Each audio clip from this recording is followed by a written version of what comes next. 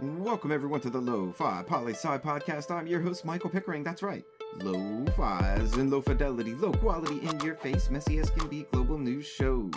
Here we're going to talk about that famous question, what's going on in the world today? And it's Wednesday and time for that Lo-Fi global news, fresh off that press. Source, the BBC, India section. Tanishq, jewelry ad on interfaith couple withdrawn after outrage. Oh, where to begin on this? I'm not even sure. But let's start with the story. A well-known jewelry store in India put out an ad online. The scene. It was a baby shower of a Hindu wife and her Muslim husband and family. The ad featured unity, beauty, and acceptance. And then the internet got a hold of it. And of course, as the internet does with most things beautiful, it breaks all messages of beauty and enters bigotry into the room. You see, there's old school stigma about interfaith marriages between Hindu and Muslims in India. And that stigma, along with those fighting against that stigma, went at it on all major internet platforms. And then, the ad was gone. There's so much to say about this story.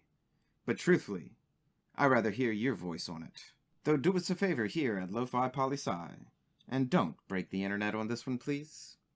Next up, source, Reuters World News. Thai protesters clash with police. Call out as King's motorcade passes. Hundreds of Thai people protested as the King's car rolled by, some throwing blue paint, giving the three-fingered salute of the protest as the King rolled on. 21 were arrested and are still detained, though we're not sure on what charges. Some of you may be asking, what's this three-fingered salute that the Thai protesters are using? It's the three-fingered salute from the Hunger Games movies, representing freedom and unity. And we can all say what we will about movies in Hollywood.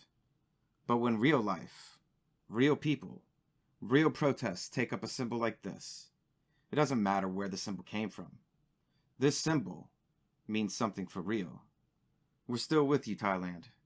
Our three fingers to yours.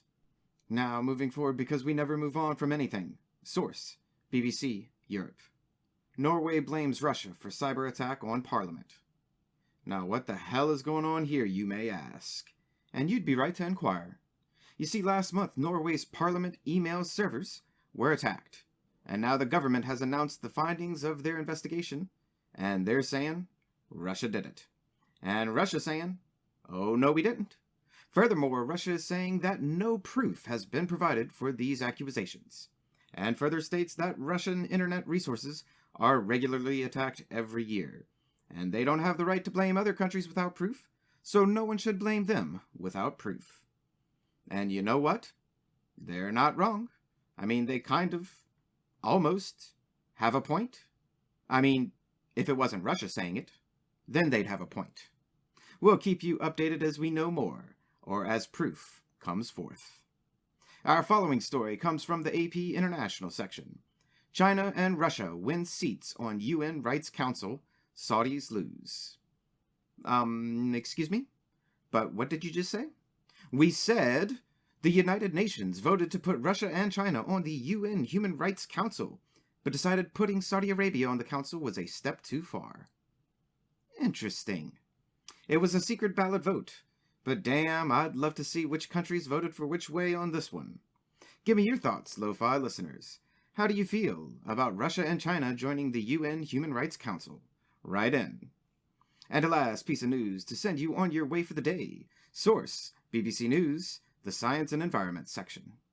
Hidden cameras hugging tiger wins Wildlife Photo Award.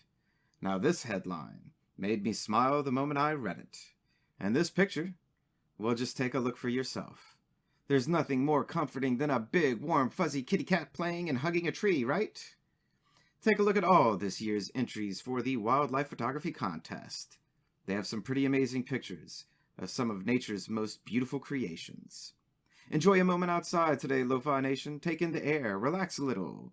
Take time to enjoy the fact that we're surrounded by so much beauty. And that's a brief snapshot of what's going on in the world today. Stay tuned for tomorrow's episode of Lo-Fi Global News. Always remember that Lofi Poli Sci is more than just me. It's the we that we be.